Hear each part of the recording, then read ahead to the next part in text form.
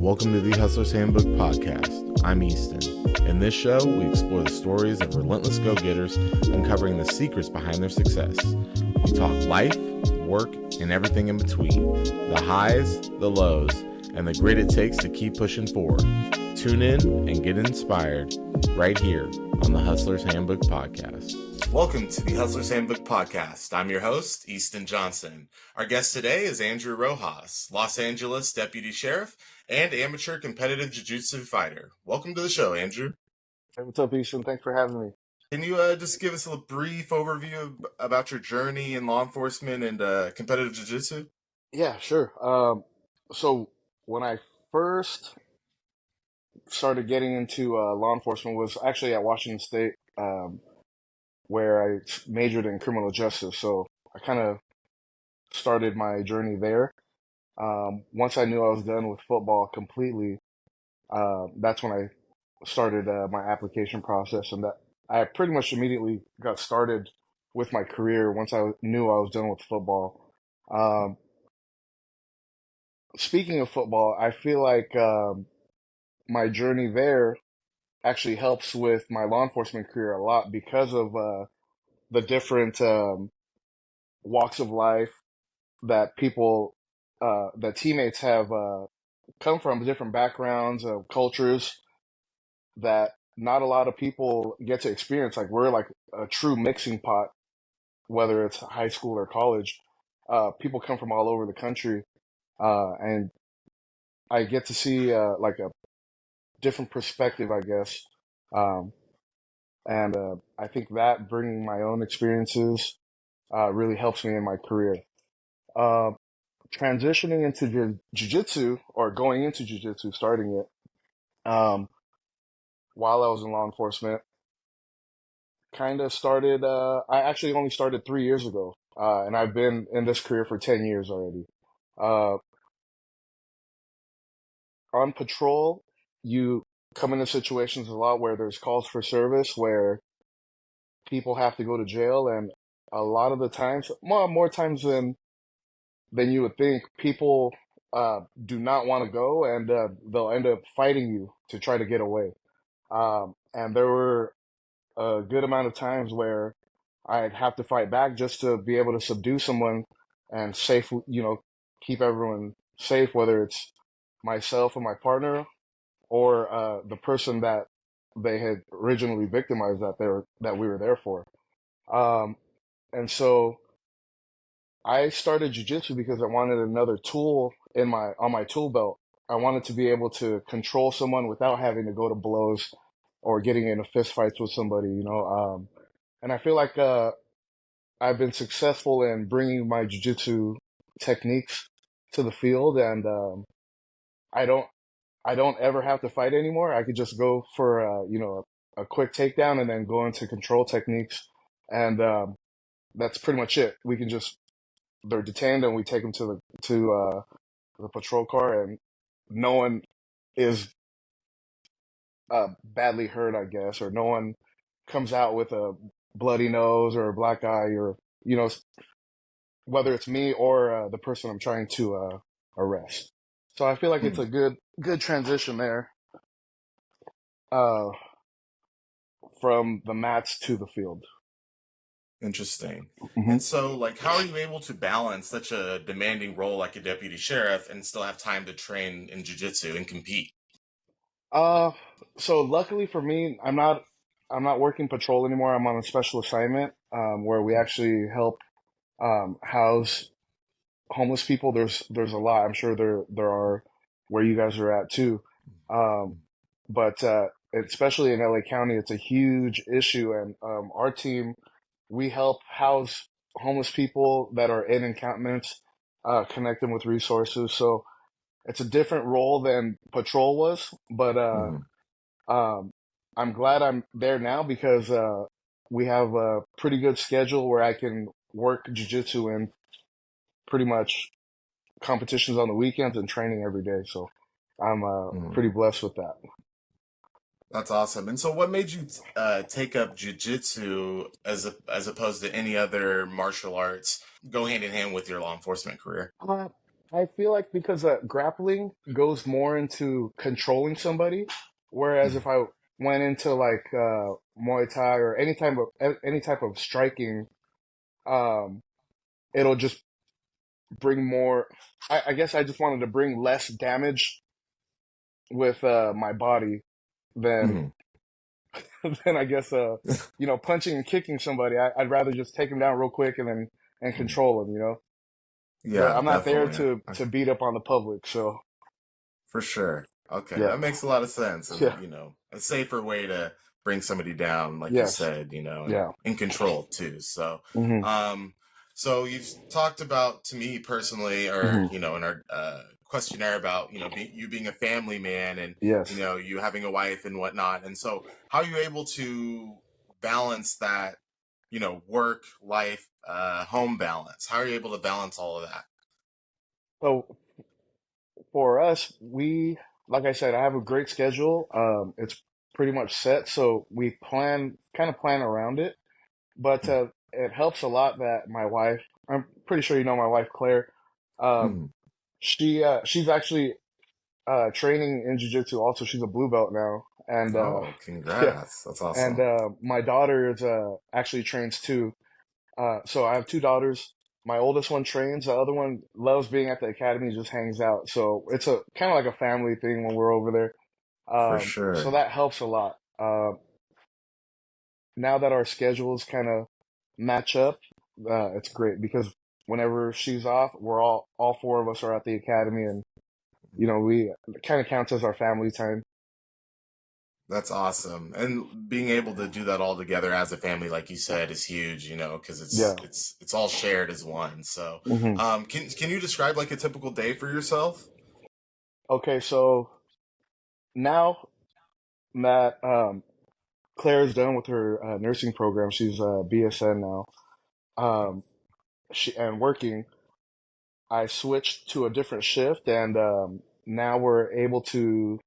Actually able to do more at home because I'm not working a bunch of overtime like I did Mm, before she was working. So a typical day would be my work shift would be from 6 a.m.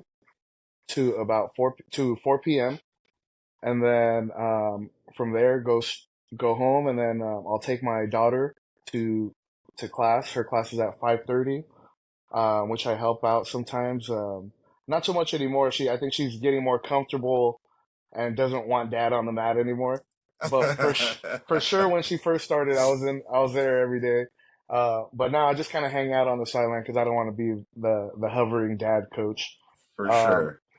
but yeah, after she's done with her class, then I go into my training at 6:45, and from there, um, once we're done training, we'll go grab some dinner and then go home, get them ready for bed, and start the day over. So that's pretty pretty chill now. But I'll give you a head kind of a look into what it was like when Claire was working or when she was in her nursing program, Mm, and mhm. I was working a bunch of overtime. It was crazy because it was pretty much nonstop because I would work overtime uh on a graveyard shift, which was from 10 p.m. to 6 a.m. I would drive home from LA, and then I would just pretty much just stay awake, take the girls to school, get them there by 7:45, and then train jujitsu at 8 a.m. Oh wow. Uh, once I'm done there, I kind of have a little downtime to eat and take a quick nap, and then I start my regular shift uh, at noon, from noon to 10, and then just 4 days of that during the week, and Wow. it was pretty much just nonstop. But I knew it was a grind that would be worth it once we got through it. So, and it's paid off Mhm. because of my schedule now is great. So, looking at the past and now, like what strategies do you think you use to stay task oriented and like staying efficient? Because I'm sure there's days where you were like, I do not want to train. So, how do you Yeah. think what worked for you to stay on top of that? Uh, train for me, training is very important. Like whether you feel good or not, you can always work on something. So, Hmm. um, I think in that case,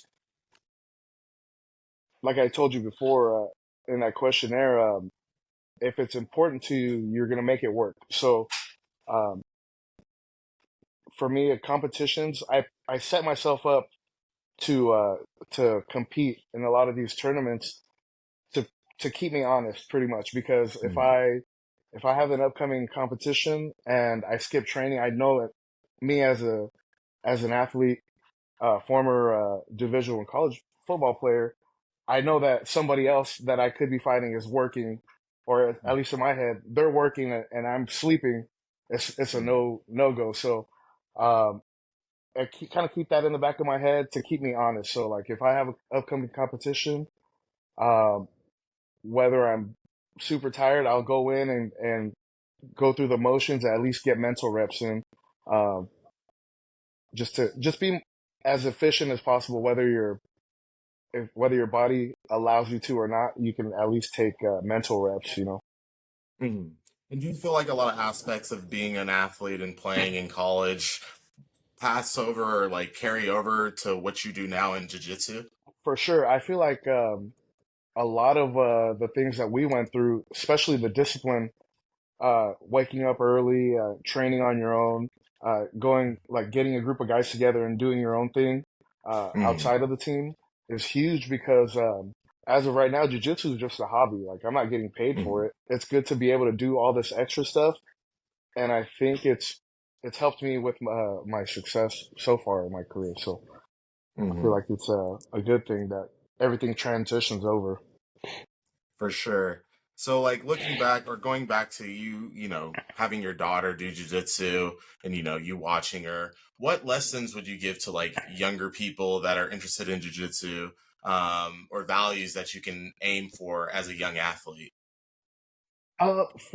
For kids now, I or even adults starting off, I feel like the biggest thing is have fun. Like if you're not having fun, then you're not gonna stick to it. So Mm, once it becomes kind of like a chore, it's mm, not for you. So mm, um, and a lot of the times, like we were saying, uh, when life kind of gets in the way of training, people kind of fall out of training and they end up just not coming back. So mm, it's important to keep having fun while you're there.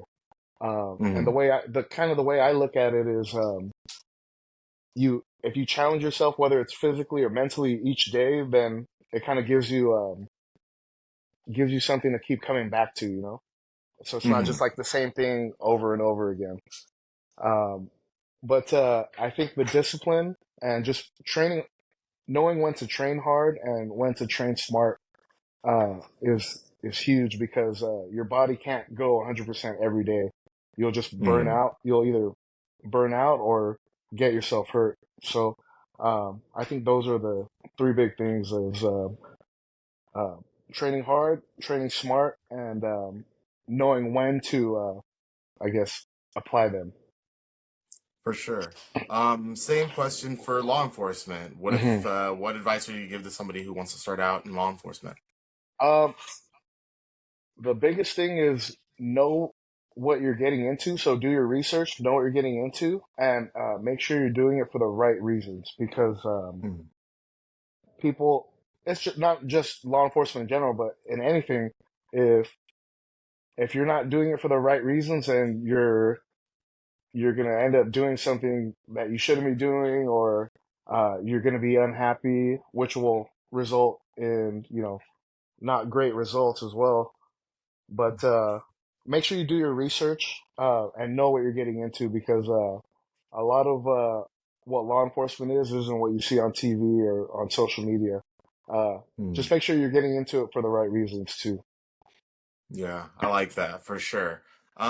So obviously, from the small time we talked, we know that you are a very busy person. So when you do get the little downtime you do get, what do you do to unwind or de-stress? Most recently is just hanging out. Like if we're just at home, we're just hanging out with my kids. Me and my girls, while Claire's at work over at because she works a graveyard shift over at Mm, Loma Linda Children's Hospital. Uh, she, me and the girls watch. the Physical 100 on Netflix, or just like little series like The Last Airbender. You Hmm. know, we try to start a Okay, little yeah. series, and we'll watch it as a family while Claire is gone. So it's something just to kind of keep us occupied. Yeah, that's cool. And I love that you make it family time. You know, I Yeah. said, time for yourself and you're like, Oh, "Hey, I sorry. want to kick it with my Yeah. girls." No, no, no, Yeah. honestly. And that was a great answer, Yeah. honestly. It just shows like where your priorities are, and putting your kids Uh, first is huge. So, no, I admire that, seriously. Moving forward, goals wise, like, mhm. being in the law enforcement and doing jiu-jitsu, do you have any like specific goals with jiu-jitsu or law enforcement, or a combination of both, or Uh, Honestly, it's crazy. And I told you before law enforcement, like I said, I'm 10 years in my career now, and my goals have kind of changed as my girls get older, and the more I see uh, with what's going on in law enforcement. I'm just going like I'm glad I'm at a good spot where we're doing the type of things that we're doing in terms of rehousing homeless people and giving them resources. I'm cool there, but I would personally like to transition into start making money off of jujitsu. So in the future, hopefully, open my own academy and kind of instill the discipline and the hard work uh, in students of my own. So that would be pretty cool for the future. That's really cool, man. And to stay motivated and work with the next generation of Yeah, fighters, and that's yeah, that's cool, man. I hope that all works out for you. Do you have a time thank you. frame for that, or is it just kind of goal ahead of time? It's like a long-term goal, but if Hmm. it happens sooner, then great. But it's not. It's almost like a retirement plan. So Okay, yeah. that's what's up. Going back to jiu-jitsu, hmm what has been your biggest accomplishment or proudest moment so far in your career? It's crazy because somebody asked me this before too. And uh, I've won championships in Europe. I've won American national championships, uh, international Masters North American championships. Those are all great, but it's crazy. My proudest moment was when my daughter won her first gold medal, and Oh, it that's was awesome. it was great because Claire was able to help her warm up, and I was able to corner her during her fight, and Hmm. she did great. She actually used a game plan that we talked about, and it's funny because she her game plan looks exactly like mine, so that's Oh, it's pretty that's cool. Yeah, cool. yeah. And how old is Oh, she? she is turning 9 years old. Oh, wow. That's Yeah, really cool.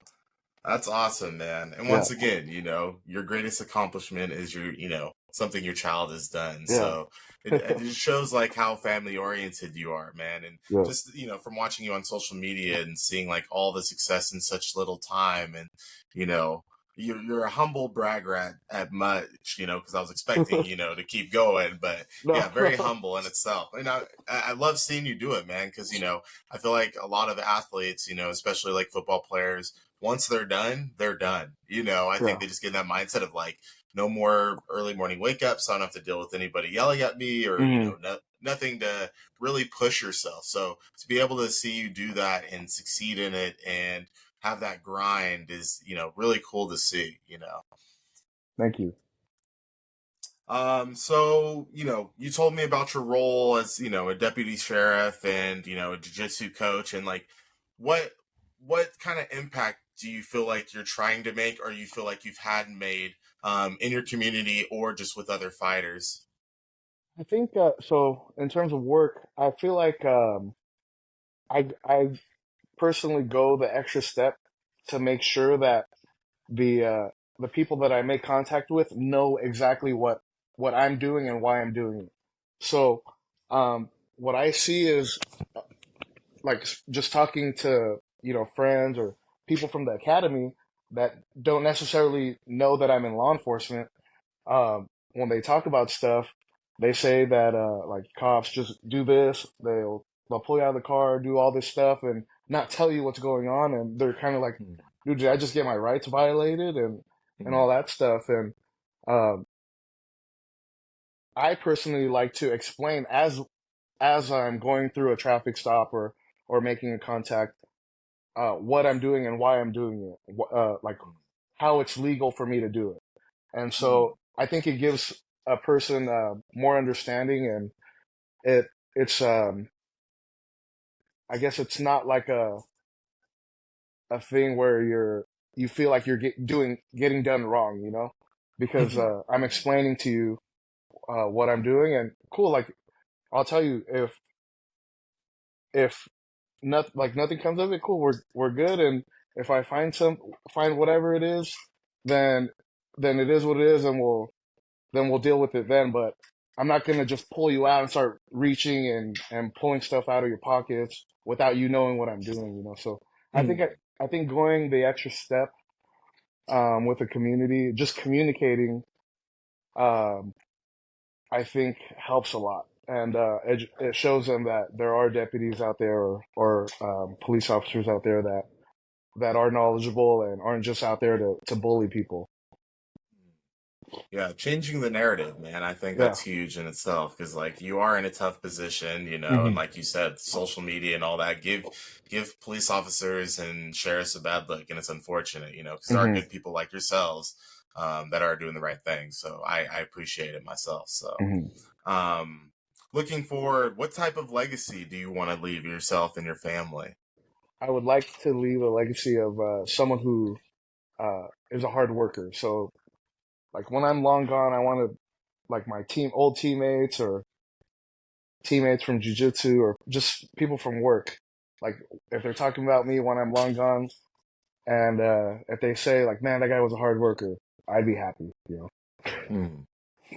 That's cool, man. And from what I know of you, are you just playing together at Wazoo, man? You got great work ethic, and you're a great teammate. You always lift each other up, and and it shows, man. You always put other people first, and we need more people like you. So I Thank you. appreciate what you're doing. So just to finish up, like social media wise, like how can Mm. people keep in touch or see what you're doing with the jiu-jitsu and your community outreach with work? Uh, yeah, my Instagram. I'm on Instagram. It's my name. It's Andrew underscore Rojas, Roxas. Our Jiu Jitsu Academy is social media. Alliance Jiu Jitsu Redlands. And then the next one is Alliance Jiu Jitsu Ukaipa. Uh, I don't know if you could put that on the post or Oh yeah, for so they sure, I can can do that. see it. But I'm on both pretty frequently. Um, I'm actually partial owner of Alliance Jiu Jitsu Ukaipa, which is kind of Oh, a step in nice. the right direction of eventually making money off of Jiu Jitsu. So hopefully, I'll be able to open my own academy someday, and when I do, I'll for sure let you know. Yeah, for sure. I'd love to have you back on again too, so once it gets open we can get it out there to the community and stuff. But anything else you would like to add or talk about on the podcast while you're here? No, man, I'm good. Huh? Think you Okay, if you yeah, have yeah, any for questions. sure. Yeah, no, definitely, man. And I appreciate you being on. And like I said, I'd love to have you on again and maybe chop it up about football and, Yeah, just the experiences you had there and so on and so forth. I see you're getting in all the sports that are just demolishing your hands, man. Like, yeah. Oh, yeah. because Check them those out. hands be getting worked. I think I have I think maybe like my thumbs and one other finger. Everything else is just destroyed. No, man, you work really hard and it shows, man. And I'm very proud of what you're doing out there. And thank you for coming on to the show. And like I said, love to have you on again sometime. Yes, sir. Appreciate you having me, Houston. All Good right, catching up. Andrew, take care of yourselves, man. All right, brother. Thanks for tuning in to the Hustler's Handbook podcast. I hope you found today's episode as inspiring and insightful as I did. Don't forget to like, subscribe, and share with your fellow hustlers. Keep pushing, keep striving, and remember, the hustle never stops. See you next time.